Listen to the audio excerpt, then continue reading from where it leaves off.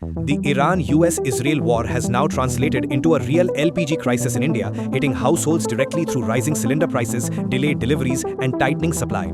India imports nearly 60% of its LPG, and shockingly, 85 to 90% of that supply passes through the Strait of Hormuz, the very region now choked by conflict.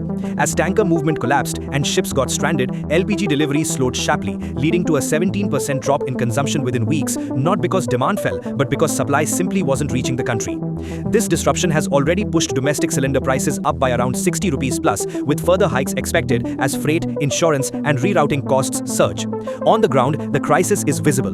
Long queues, delayed refills, and even black market pricing in some regions, while industries and restaurants are being forced to cut operations as supply is diverted to households.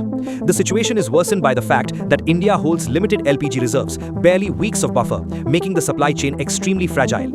Even worse, the disruption is no longer just about cooking gas. LPG-linked industries like plastics and packaging are seeing raw material prices surge 50 to 70%, pushing inflation across everyday goods. In essence, this war has exposed a harsh reality.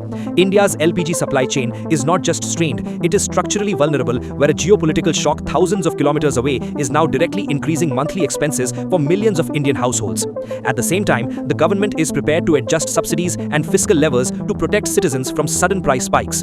In essence, while the war threatens to destabilize global energy flows, India is responding with a mix of pragmatism, diversification, and geopolitical balancing to safeguard its economic stability.